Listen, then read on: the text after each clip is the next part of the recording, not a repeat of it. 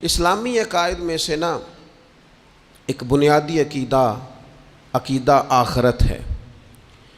جن چیزوں پر انسان ساری زندگی اعمال کرتا ہے وہ چیزیں ہوتی ہیں جو اس کے عقیدے میں شامل ہوتی ہیں۔ عقیدہ جس طرح کا ہوتا ہے اسی طرح کا انسان عمل کرتا ہے۔ جو اس کی سوچیں ہوتی ہیں، جو افکار ہوتے ہیں، اسی طرح اپنے شب و روز گزارتا ہے۔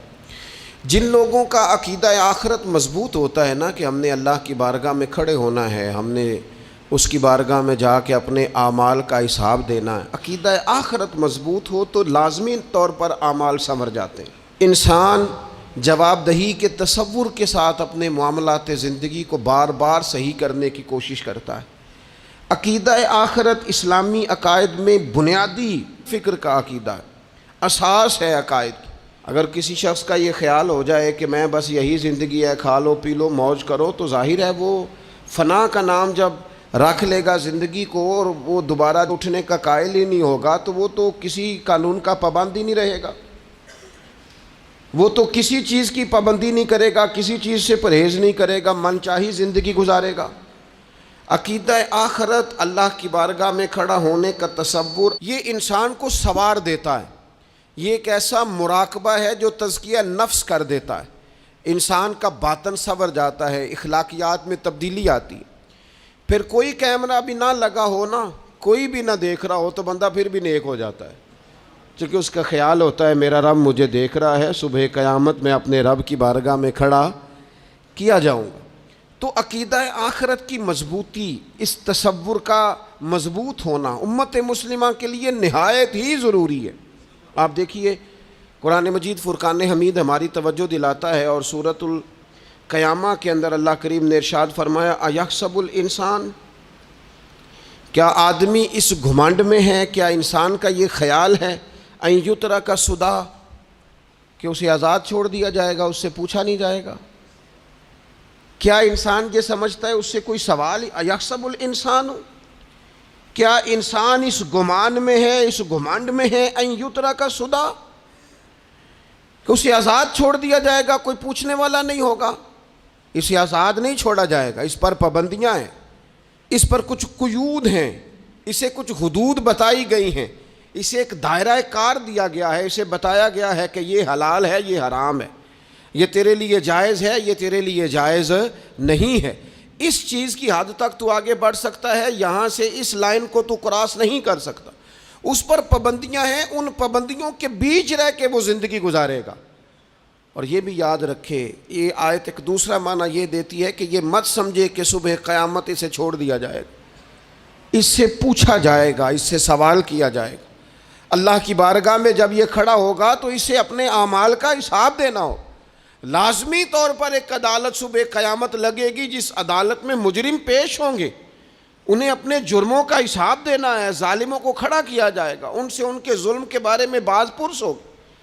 تو لازمی طور پر عقیدہ آخرت کی مضبوطی انسان کو مضبوط کرتی، اس کے اعمال پر پیرے بیٹھ جاتے ہیں، وہ پھونک پھونک کر قدم رکھتا ہے، سوچ کر جملے بولتا ہے، وہ کوئی بھی معاملہ کرتا ہے تو اس میں اس کا خیال ہوتا ہے کہ میں نے دنیا سے چلے جانا ہے، میرے پاس پتہ نہیں کتنا وقت بچا ہے، لہٰذا مجھے آخرت میں پیش ہونا ہے، اپنے معاملات کی آسانی کے لیے، وہاں کی آسانی کے لیے میں یہاں تھوڑا سوچ سمجھ کے چلوں۔ رب فرماتا ہے تجھے ایسے ہی آزاد نہیں چھوڑا جائے گا، آزاد پنچھیوں جیسی زندگی نہ گزار، صبح قیامت کے معاملات کو پیش نظر رکھ، اس پر غور کر۔ یہ تصور گھر کے باہر بھی پورا مضبوط ہونا چاہیے اور گھر کے اندر بھی پورا مضبوط ہونا چاہیے۔ انسان اپنے مالک سے ڈرے اور قیامت کے دن اس کی بارگاہ میں حاضری کا یقین رکھے، اور وہ یاد رکھے کہ یہاں جو کچھ، وہ دیکھیں نا، بچوں کو استاد پڑھاتا ہے، محنت کراتا ہے، اگر بچے نہیں پڑھتے تو ڈانٹتا بھی ہے، سمجھاتا بھی ہے، قائل بھی کرتا ہے، اور جب وہ آخری بات کرتا ہے تو پھر وہ پتہ کیا کہتا ہے؟ چلو ٹھیک ہے، اگر نہ پڑھو گے تو امتحان تو آنا ہی ہے نا، رزلٹ تو آنا ہے، پیپر میں بیٹھو گے نہیں آئے گا، فیل ہو جاؤ گے۔ یہ لاسٹ پر یہ بات ضرور ہوتی ہے، اور یہ امتحان دینے کا تصور اور امتحانی سینٹر میں جانے کا خیال طالب علم کو مجبور کرتا ہے کہ میں اسباق تیار کروں، میں بار بار اس پر غور کروں، میں کتاب کو سمجھوں، میں اس کو حل کروں چیزوں کو، تاکہ جب میں مرکز میں جاؤں پرچہ دینے کے لیے امتحانی سینٹر میں تو پھر مجھے پریشانی کوئی نہ ہو۔ بس سمجھانے کے لیے بات عرض ہے کہ یہاں لوگوں کو بتایا جاتا ہے، قائل کیا جاتا ہے یہ حلال ہے، یہ حرام ہے، یہ تیرے لیے ٹھیک نہیں ہے، یہ تیری حدود ہیں، یہ تیرے قیود ہیں، یہ تیرا دائرہ کار ہے۔ لیکن اگر پھر بھی کوئی بندہ باز نہ آئے، پھر بھی کوئی شخص باز نہ آئے، تو پھر اس کو کہا جائے گا صبح قیامت اللہ خود حساب لے لے گا، پھر تجھے مالک اپنے سامنے کھڑا کرے گا، ثم لتسألن یومئذ عن النعیم، پھر وہ تجھ سے ایک ایک نعمت کے بارے میں سوال کر لے گا، پھر تجھے جواب دینا ہوگا۔ تو اس تصور کو اپنی زندگی میں لاگو کریں کہ ہم نے مرنا ہے، اللہ کی بارگاہ میں جان، اس تصور کو پوری طور پر طاری کریں اپنے ذہنوں میں۔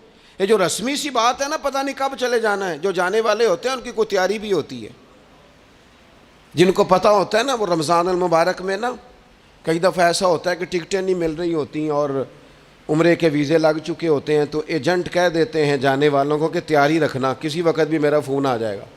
تو لوگوں نے بیگ باندھ لیے ہوتے ہیں، سامان تیار کر لیا ہوتا ہے، سارے انتظامات کر کے رکھے، کیوں کہ پتہ نہیں کس وقت بلاوا آ جائے گا۔ تو روز کہتا ہے پتہ نہیں اللہ کی جانب سے کس وقت بلاوا آ جائے گا۔ پھر اپنی تیاری بھی تو یار کچھ بتانا، میں بھی بتاؤں آپ بھی بتائیں، پھر ہم اپنے آپ سے یہ بھی تو سوال کریں نا کہ جہاں اچانک جانا پڑے اس کے لیے تیاری ہوتی ہے، ہماری تیاری کیا ہے؟ اگر اچانک جانے پڑے اس کی بارگاہ میں کیا تیاری؟ روز دیکھ رہے ہیں نا، کچھ لوگ روڈ پہ چڑھے تھے پہنچ نہیں سکے، ہاسپٹل گئے تھے پہنچ نہیں سکے، کچھ لوگ کسی فیلڈ میں کام کر رہے تھے ڈگری نہیں مل سکی، جا ہی نہیں سکے، وقت آ گیا۔ تو اگر وہ ٹائم آ جاتا ہے اس کی بارگاہ میں حاضر ہونا پڑ جاتا ہے، تیاری کیا ہے؟ نبی پاک علیہ الصلوۃ والسلام گھر کے اندر اپنے گھر والوں کی تربیت کے لیے اور تعلیم امت کے لیے ایک دعا مانگتے تھے۔ حضرت عائشہ صدیقہ کہتی ہیں حضور دعا مانگتے تھے، مشکات میں موجود ہے۔ کیا دعا تھی؟ اللہم حاسبنی حسابا یسیرا، اے اللہ ذرا حساب آسان کر کے لینا۔ یہ حضور تعلیم امت کے لیے دعا مانگتے، اللہ حساب ذرا آسان کر کے لیجیے، مالک کرم فرمانا۔ تو حضرت عائشہ صدیقہ رضی اللہ تعالیٰ عنہ ارشاد فرماتی ہے، میں نے عرض کیا یا رسول اللہ صلی اللہ تعالیٰ علیہ وسلم یہ آسان حساب کا کیا مطلب ہے؟ تو حضور فرمانے لگے عائشہ آسان حساب کا مطلب یہ ہے کہ رب کریم بندے کے نامہ اعمال پر نظر ڈالے گا اور پھر اللہ تبارک و تعالیٰ اس سے درگزر فرما دے گا۔ یہ آسان حساب ہے، پتہ مالک کو ہے اس نے کیا کیا ہے، پر کریم ہے نا، عدل کریں تے تھر تھر کمبن، اچیاں شاناں والے تے جے فضل کریں تے پھر بخشے جامن میرے جے منہ کالے، نظر کرے گا پھر معاف فرما دے گا۔ اور حضور فرماتے عائشہ یاد رکھو جس سے اس نے حساب لیا وہ پھر بڑی مشکل میں آ جائے گا، اس کے لیے مشکل ہو۔ اللہم حاسبنی حسابا یسیرا، اے اللہ تو حساب ذرا آسان کر کے لینا، ذرا آسان کر کے۔ یہ تعلیم امت کے لیے کہ امت کے دل میں خیال پیدا ہو کہ حساب دینا ہے، تو نے حساب دینا ہے، تو نے اپنے مال کا حساب دینا ہے، تو نے اپنے لفظوں کا حساب دینا ہے، تو نے معاملات کا حساب دینا ہے۔ تو جس کرسی پہ بیٹھا ہے، تو کلرک ہے یا صدر ہے، تو نے اپنی اس نشست کا حساب دینا۔ تو استاد ہے یا پیر طریقت ہے، تو مؤذن ہے یا خطیب ہے، تو جو بھی ہے تو نے حساب دینا ہے۔ تجھے تیرے منصب کے بارے میں پوچھا جائے گا، تجھے تیرے عہدے کے بارے میں پوچھا جائے گا، تجھے اپنی ذمہ داریوں کے بارے میں حساب دینا، اللہ کی بارگاہ میں تمہیں جا کے بتانا ہے کہ تم نے کیا اعمال کی۔ اس تصور کو پکا کریں اپنی۔ یہ تصور کتنا کو پکا ہونا چاہیے، دنیا کیا ہے اور آخرت کیا ہے۔ ہمارے ہاں لوگوں نے بہت بڑا لمبا چوڑا دنیا کا تصور بنا لیا ہے، کار جہاں دراز ہے، لمبا تصور، دنیا داری کے لیے لمبی منصوبہ بندی، دور دور تک میں نے یہ کرنا ہے، پھر میں نے یہ کرنا ہے، پھر اس کے بعد انشاءاللہ یہ کر دینا۔ یہ تو آپ نے 300 سال کی پلاننگ بتا دی ہے، یہ تو 300 سال کی پلاننگ بتائی۔ کیا بتائیں تجھے اے باپ، کیا کار ہائے نمایاں کر گئے BA کیا, نوکر ہوئے, پینشن ملی, پھر مر گئے. زندگی تو اتنی سی ہے, اتنی لمبی منصوبہ بندی, اس میں آخرت کہاں ہے؟ اس میں اگر کسی مقام پر رب کی بارگاہ میں حاضر ہونا ہے تو وہ کہاں ہے؟ جو مرنے والے لوگ ہوتے ہیں ان کا تو جینا کچھ اور طرح کا ہوتا ہے, جن کو جانا ہوتا ہے ان کا رہنا تو کچھ اور طرح کا ہوتا ہے, جن کو کسی جگہ منتقل ہونا ہوتا ہے, جو عارضی مکانوں میں رہتے ہیں ان کا رہن سہن تو ذرا اور طرح کا ہوتا ہے. لیکن جو ہمارا انداز ہے, جو ہمارا رہن سہن ہے, جو ہمارا طریقہ کار ہے, وہ تو مستقل رہنے کا ہے. وہ تو لگتا ہے کہ کبھی چھوڑنے والے نہیں ہیں. اس میں تو کوئی ایسی چیز نظر نہیں آتی کہ جس میں ہم محسوس کریں کہ ہم نے چھوڑ کے جانا ہے. لیکن نبی پاک علیہ السلام نے جس دنیا کو ہم بہت بڑی دنیا سمجھتے ہیں, حضور نے اس کی مثال کیا دی؟ صحیح مسلم کی حدیث ہے. دیکھیں کتنا کھول کر اور کتنا آسان کر کے رسول پاک ہمیں بات سمجھاتے ہیں. دنیا کیا ہے, آخرت کیا ہے, یہ والی زندگی کیا ہے, آخرت کی زندگی کیا, بالکل کھول کر واضح کر کے نبی پاک علیہ الصلوۃ والسلام فرمانے لگے دنیا اور آخرت کی مثال اس طرح ہے جس طرح دریا بہ رہا ہو اور کوئی آدمی اس میں انگلی ڈبوئے, جتنا پانی اس کی انگلی کو لگ گیا یہ دنیا ہے, اور جو باقی ٹھاٹھے مارتا دریا پیچھے ہے, سمندر پیچھے ہے, وہ سارا آخرت ہے.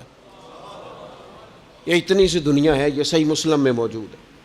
اتنی سی دنیا کے لیے اتنے پاپڑ بیلنا, اتنی سی دنیا کے لیے اتنے ظلم کرنا, اتنی سی دنیا کے لیے اتنے حق ضائع کرنا, اتنی سی دنیا کے لیے اتنے لوگوں کے دل توڑنا, اتنے حقوق پہ ڈھاکہ ڈالنا, اتنا جبر کرنا, لوگوں کا مال کھانا, لوگوں کو تکلیف دینا, عزتیں اچھالنا, اتنی سی دنیا کے لیے.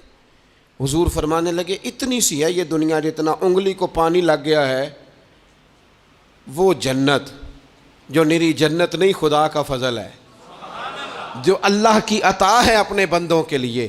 میرے کریم فرمانے لگے اس جنت میں وہ نعمتیں ہیں نہ کسی آنکھ نے دیکھی, نہ کسی کان نے سنی, نہ تمہارے دل پر کبھی خیال ہی گزرا ہوگا کہ ہمارا رب ہمیں یہ جی عطا فرمانے والا ہے. تھوڑا سا نا 24 گھنٹوں میں کچھ ٹائم اپنی آخرت کے لیے, اپنے سارے معاملات کو مرتب کرتے ہوئے کچھ زندگی کے کام اپنی آخرت کے لیے. آپ یقین کریں بچوں سے لے کر بڑوں تک, ان پڑھ سے لے کر پڑھے لکھے تک, ہم نے جس کو اپنے مزاج کے مطابق کم فہم سمجھا اس سے لے کر دانشور تک دوڑ لگ گئی دنیا جمع کرنے کی. وہ ایک سوچ حضرت سلطان باہو رحمۃ اللہ علیہ فرمانے لگے, ہزاروں لوگ ان کی خدمت میں آیا کرتے تھے تو کہتے ہیں رابدہ طالب کوئی نہیں ملیا, تے جو ملیا ہے طالب زردہ ہو. یہ تو دعا کرانے آئے ہیں کہ میرا کاروبار نہیں چلتا, یہ تو دعا کرانے آئے ہیں کہ جناب وہ میرا جو ہے وہ فلانا کیس سلجھ گیا. رابدہ طالب کوئی نہ ملے. کوئی ایسا تو آتا جو کہتا میری اس سے ملاقات کرا دے, کوئی طریقہ بتائیں مالک معرفت کیسے دیتا ہے. کوئی تو ایسا آتا جو کہتا کہ آؤ نہ کچھ باتیں درد کی کریں, کچھ عشق رسول کی تم کرو, کچھ محبت مصطفیٰ کی میں کروں.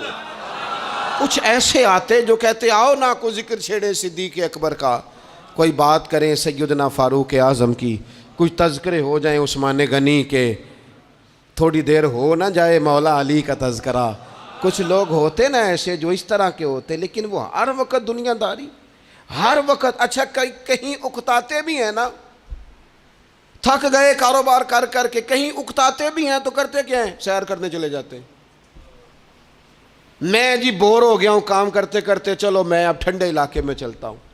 کبھی تو ایسا ہونا تو کہے میں نے بچوں کو بھی وقت دیا ہے, دوستوں کو بھی دیا ہے, یاروں کو بھی دیا ہے, صحت کو بھی دیا ہے, میں نے ٹائم اپنے شوق کو بھی دیا ہے, اب میں کسی کو ٹائم نہیں دوں گا, یہ چند گھنٹے میں صرف رب رسول کی بارگاہ میں حاضری دوں گا. تو ذرا جم کے قرآن پاک پڑھے, تو ذرا ذوق سے درود پاک پڑھے, تو ذرا شوق سے میرے محبوب کی نعت سنے, تو سارا زمانہ بھول جائے اور تو رج رج کے دعا مانگے اپنے رب کی بارگاہ میں, اپنی پریشانیاں عرض کرے, اپنے اندر کی کیفیت بیان کرے. دل جو سخت ہو گیا ہے, ذہن جو سخت ہو گیا ہے, جو طبیعت میں وہ نورانیت نہیں آ رہی, اس کی تو بات کرے. تو اپنے رب کی بارگاہ میں معافی کا سوال کرے، تو اس سے قیامت کے دن درگزر کرنے کے لیے عرض کرے، کچھ تو ایسا ٹائم نکلے۔ لیکن دوستو، ہم تو بالکل الجھتے ہی جا رہے ہیں۔ وہ معاملات زندگی ہیں کہ ختم ہی نہیں ہو رہے، شوق ہیں کہ ختم ہی نہیں ہو رہے، باتیں ہیں کہ بڑھتی چلی جا رہی ہیں۔ دور گزر گیا جب لوگ کہتے تھے کہ کوئی درود پاک بتائیں جس سے سرکار راضی ہو۔ ایک کی مسئلہ ہے، کام نہیں چلتا۔ ایک صاحب آئے، کام نہیں چلتا۔ میں نے کہا سورہ واقعہ پڑھا کریں۔ کہتے ہیں حضرت میں بڑی دیر سے پڑھ رہا ہوں۔ میں نے کہا چلیں کچھ صدقات دے کے دیکھ لیں۔ کہنے لگے بڑی دیر سے دے رہا ہوں۔ میں نے انہیں ایک اور وظیفہ بتایا، کہنے لگے یہ بھی مجھے کسی نے بتایا تھا، بڑی دیر سے کر رہا ہوں۔ تو میں نے انہیں کہا پھر میری ایک ناقص رائے یہ ہے کہ سارا کچھ کرنے کے بعد اگر ابھی تک پھر بھی آپ سمجھ رہے ہیں نا آپ کی مرضی کے مطابق آپ پر دروازے نہیں کھل رہے، پھر آپ صبر کریں۔ جو میرا رب چاہتا ہو اس پہ راضی رہ کے دیکھیں، پھر ذرا راضی رہ کے دیکھیں، پھر دیکھیں کہ مالک کا فیصلہ کیا ہے۔ وہ آپ کے حق میں کوئی رحمت والا فیصلہ ہی فرمائے گا، پھر ذرا انتظار کر کے دیکھیں، پھر ذرا صبر کر کے دیکھیں۔ پھر وہ کہتا وَبَشِّرِ الصَّابِرِينَ، محبوب یہ جنہوں نے صبر کیا ہے انہیں میری رحمت کی خوشخبری سنا دو۔ پھر وہ کہتا ہے باقیوں کے پاس مال ہوگا، دولت ہوگی، اقتدار ہوگا، بڑا کچھ ہوگا، ان اللہ مع الصابرین، صبر کرنے والوں کے ساتھ رب کریم ہوگا۔ پھر ذرا ٹھہر ہی جائیں، پھر تھوڑا حوصلہ ہی کر لیں، پھر اس کے فیصلے کا ذرا انتظار کر کے دیکھیں۔ ہم نہ من چاہیے زندگی کے پیچھے پریشان ہیں اپنی آخرت کے، اور آخرت کرتی کیا ہے؟ جب آپ کا آخرت پر یقین پکا ہو جاتا ہے نا، پھر لازمی طور پر انسان کے اعمال سنورتے ہیں۔ آپ یقین کریں سنورتے ہیں، 100% سنورتے ہیں۔ آپ آخرت پر جتنا یقین، حضرت عمر کا آخرت پر یقین پکا تھا نا، دنیا میں مکان ہی کوئی نہیں بنایا، پکا تھا۔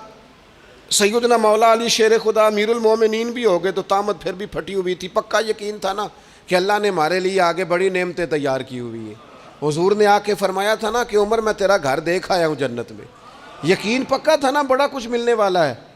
تو جن لوگوں کا پکا ہونا کہ میرا دیس میں گھر ہے، وہ پردیس میں بلڈنگیں نہیں بنایا کرتے، ان کو پتا تھا کہ ہمارے دیس میں گھر بنے ہوئے ہیں، لہٰذا یہاں وہ کسی پریشانی کا شکار۔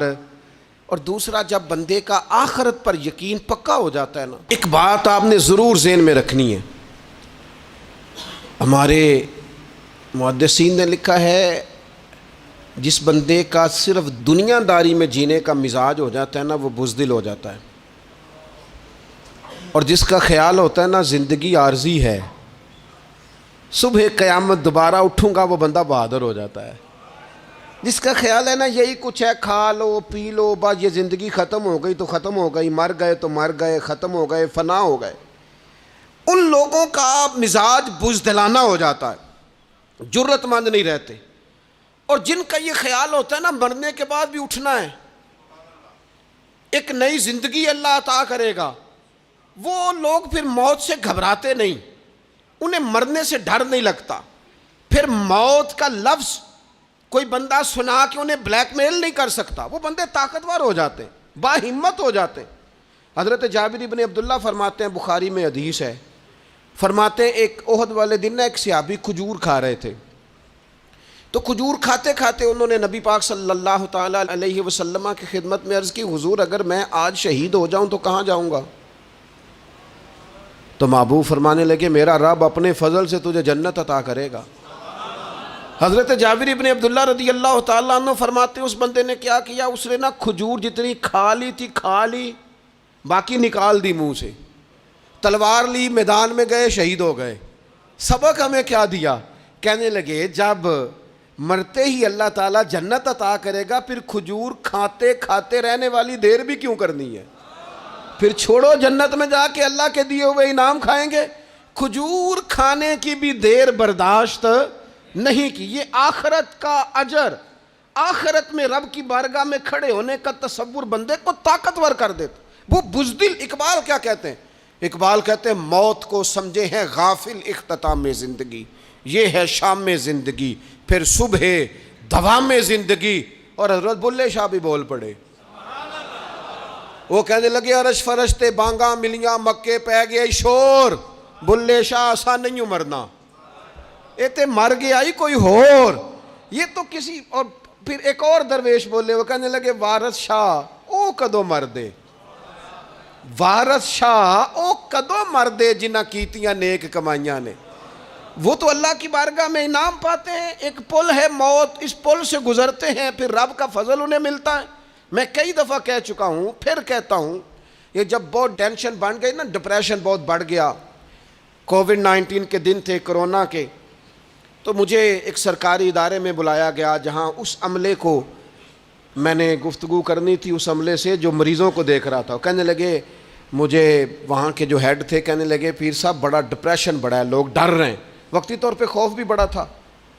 تو میں نے ایک صاحب سے وہاں کہا کہ اتنا خوف کس بات کا؟ کہنے لگے جی مجھے تو زیادہ ہجوم آ جائے تو میرا سانس نہیں نکلتا، تو قبر میں تو کھڑکی کوئی نہیں، تو تصور سوچ سوچ کے میں ڈرتا ہوں. تو میں نے کہا ڈاکٹر صاحب، ماں کے پیٹ میں جو رب آکسیجن دیتا ہے وہ قبر میں بھی دے گا. تو انہوں نے آپ کی طرح سبحان اللہ نہیں کی، کیونکہ وہ ڈاکٹر صاحب تھے نا.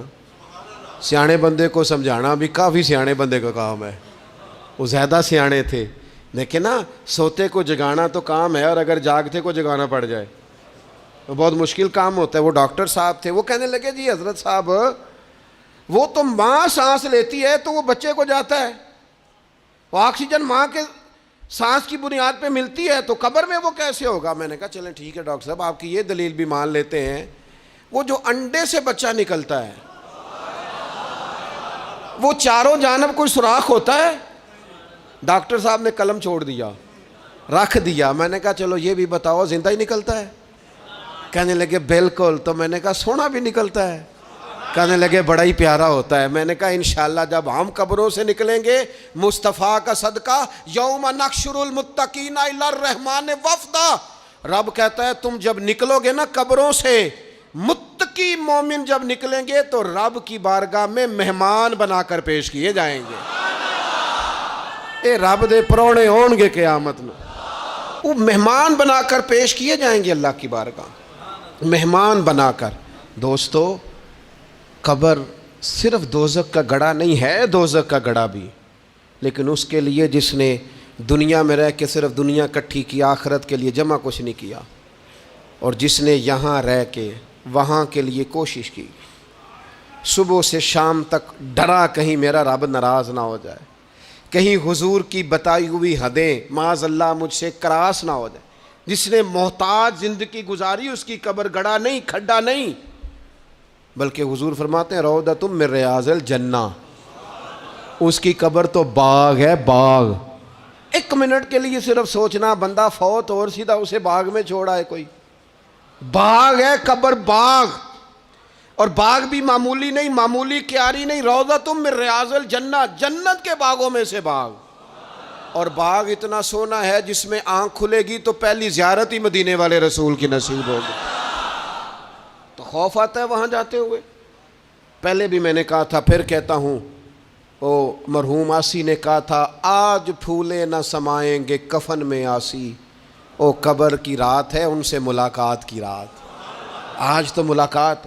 تو یہ جو عقیدہ آخرت ہے یہ انسان کو بزدل نہیں کرتا، بہادر کر دیتا ہے. جو لوگ عقیدہ آخرت نہیں رکھتے بزدل ہو جاتے ہیں، اور لازمی طور پر بزدل ہو جاتے ہیں. اسی طرح یہ جو عقیدہ آخرت ہے یہ صبر و تحمل پیدا کرتا ہے انسانی زندگی میں، ٹھہراؤ پیدا کرتا ہے. انسان محسوس کرتا ہے کہ کل دنیا یہ نہیں، آگے بھی اللہ بڑا کچھ عطا فرمانے والا ہے. اس کے مزاج کے اندر تحمل، بردباری، سکون رہتا ہے. یعنی نہیں بھی اگر کسی مظلوم کو انصاف مل سکا دنیا میں تو وہ پھر بھی بے صبرا نہیں ہوتا، وہ ٹھہراؤ کا شکار ہے. اسے پتہ ہے قیامت کے دن بھی ایک عدالت لگے گی، اللہ کی بارگاہ میں جانا ہے. نبی پاک علیہ الصلوۃ والسلام نے فرمایا اگر سینگوں والی بکری نے بغیر سینگوں والی بکری کو تکلیف دی ہوگی تو قیامت کے دن اسے بھی بدلہ دینا پڑے گا. تو یہ تحمل پیدا کرتا ہے، انسان کو ایک حوصلہ ہوتا ہے کہ ساری عدالتیں یہاں نہیں، قیامت میں بھی لگنی. جب انسان عقیدہ آخرت رکھتا ہے نا تو پھر اس کے لیے نا رب کے رستے میں خیرات کرنا بڑا آسان ہو جاتا ہے. پھر نہ وہ محسوس کرتا ہے کہ میں نے سارا کچھ یہاں کے لیے جمع نہیں کرنا، کچھ میں نے وہاں کے لیے بھی جمع کرنا ہے.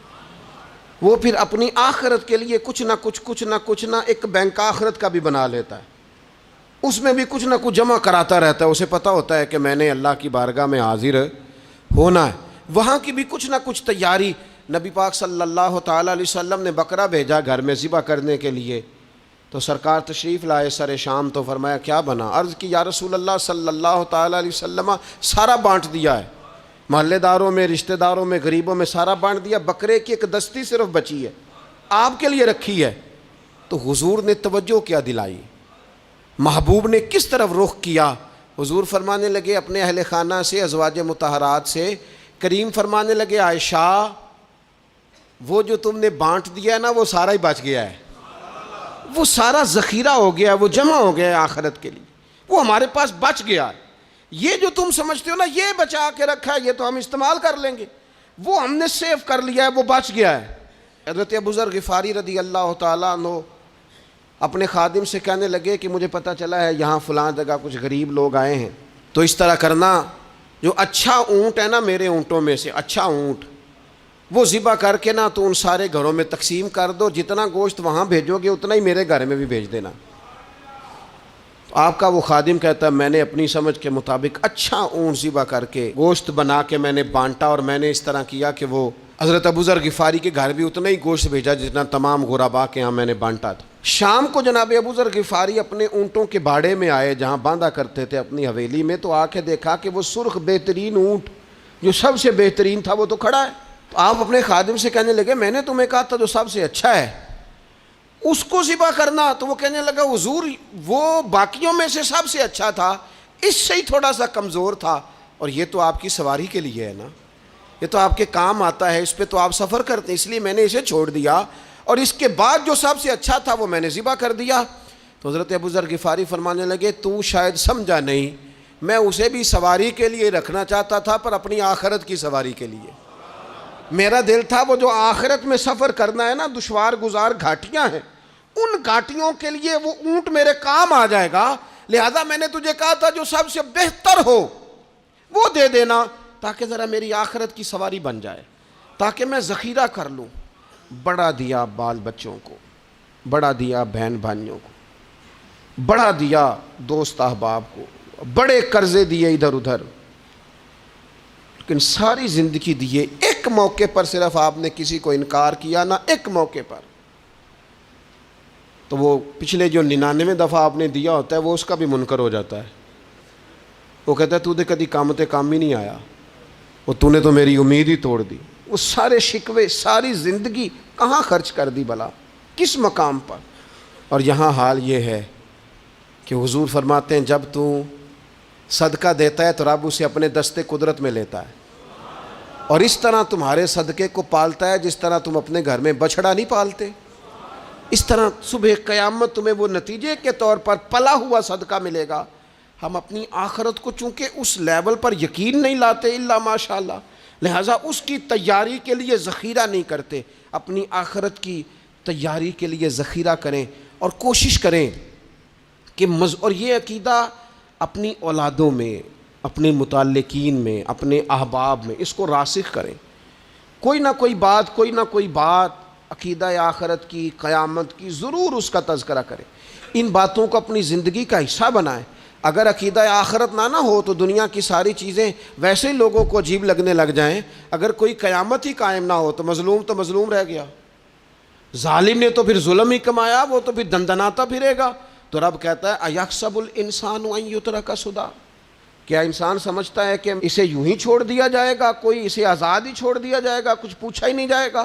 صبح قیامت سوال ہوں گے، رب کی بارگاہ میں حاضری ہوگی، اللہ کے حضور سوالات کے جواب دینے ہوں گے، لہٰذا اپنی زندگی کے اعمال کو مرتب کرتے وقت، کوئی بھی کام کرتے وقت ایک تصور ضرور ذہن میں رکھیں کہ مجھے صبح قیامت اس کا حساب دینا ہے۔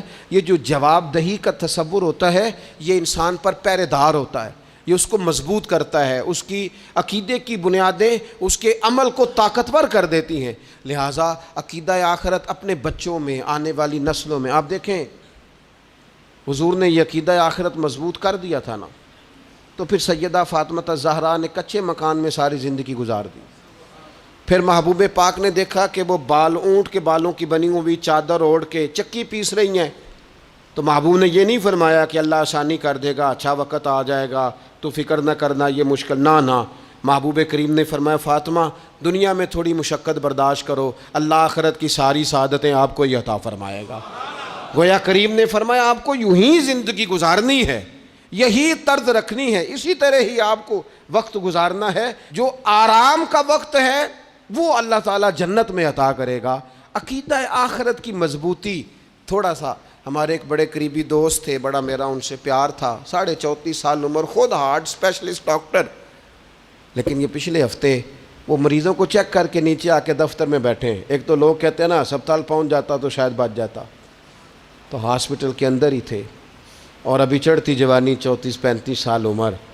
لیکن کمال یہ تھا کہ میرے جیسے کئی لوگوں نے بھی آنسو اس لیے بہائے کہ اتنی چڑھتی جوانی میں اتنے خوبصورت ماحول کے اندر بھی انہوں نے مزاج خیر خواہی کا بنایا ہوا تھا، ہر شخص سے حسن کلام اور رب رسول کی طرف اپنا لگاؤ، نماز کی پابندی، جب بھی حال پوچھنا تو کہتے تھے اللہ اور اس کے رسول کا فضل ہے۔